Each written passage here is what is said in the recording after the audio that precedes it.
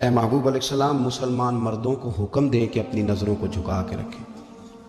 آگے جا کے عورتوں کے لیے بھی کہا کہ مسلمان عورتوں کو بھی حکم دیں کہ اپنی نظروں کو جھکا کے رکھیں۔ یہ جو نظر ہے نا، اللہ کے پیارے رسول علیہ السلام نے فرمایا یہ شیطان کے تیروں میں سے ایک تیر ہے۔ شیطان کے تیروں میں سے ایک ہے۔ یہ تیر جو ہوتا ہے نا، یہ بس نکلتا ہی ہے، دوبارہ واپس نہیں آتا، اور جہاں جاتا ہے جا کے لگ جاتا ہے۔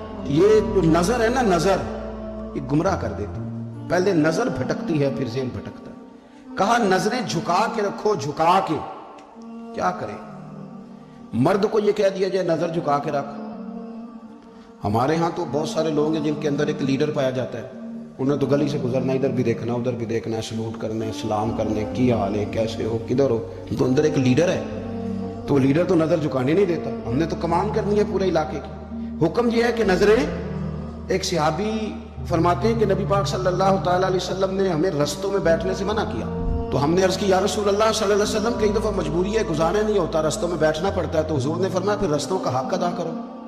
یا رسول اللہ رستے کا حق کیا ہے؟ فرمایا ایک تو آنے جانے والے کو سلام کرو، اور دوسرا یہ کہ رستے سے تکلیف دہ چیز کو ہٹاؤ، اور پھر فرمایا کہ بھلائی کا حکم دو اور برائی سے منع کرو، اور پھر فرمایا کہ رستے کا حق ہے کہ رستے میں رہنا ہے تو نظریں جھکا کے رہو۔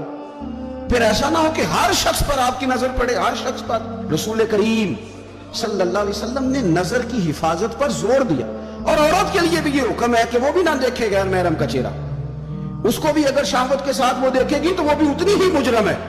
عورت بڑی با پردہ ہے، بڑی با پردہ ہے، مثلا کس طرح کی با پردہ؟ کہتے برقع پہنتی ہے اور سویرے نکل جاتی ہے بازار، ہے ویسے با پردہ، آتی شام کو ہے۔ عورت کا با پردہ ہونے کا معنی یہ ہے کہ برقع پہنے اور جہاں مرضی جائے۔ با پردہ ہونے کا معنی تو یہ تھا کہ وہ ضرورت کے سوا گھر سے باہر نہ نکلے، بڑی ضرورت ہو، بڑی ضرورت جو بغیر نکلے کام ہو ہی نہیں سکتا، اس وقت وہ گھر سے باہر جائے گی۔ اب یہ کہ وہ نقاب اوڑھے اور برقعے بھی اللہ خیر کرے، ہمارے ایک بزرگ فرمایا کرتے ہیں اب تو نقاب کو بھی نقاب کی ضرورت ہے، اب تو برقعے کو بھی برقعے کی ضرورت ہے۔ آپ نے وہ سارا فیشن برقعے کے اوپر کرا لیا ہے۔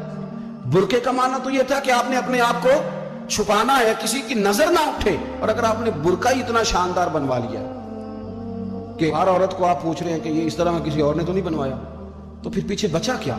تو میرے رسول کریم صلی اللہ تعالیٰ علیہ وسلم نے فرمایا کہ پہلی دفعہ کسی کی کسی جگہ نظر پڑ گئی تو وہ معاف ہے، لیکن حضور نے فرمایا دوسری دفعہ جس نے نظر کی اس نے بالقصد اور بالارادہ کی۔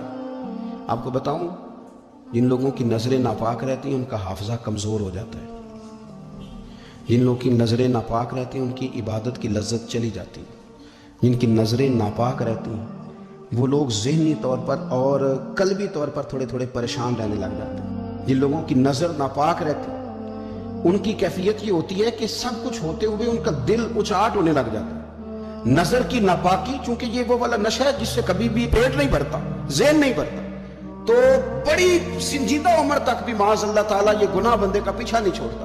نظر کی صفائی، میرے نبی پاک علیہ السلام نے فرمایا، مسند امام احمد بن حنبل میں کیا خوبصورت لفظ ہے، حضور نے فرمایا تیری نظر اگر کسی جگہ پڑ گئی تو واپس کر لے اور اللہ سے ڈر جا۔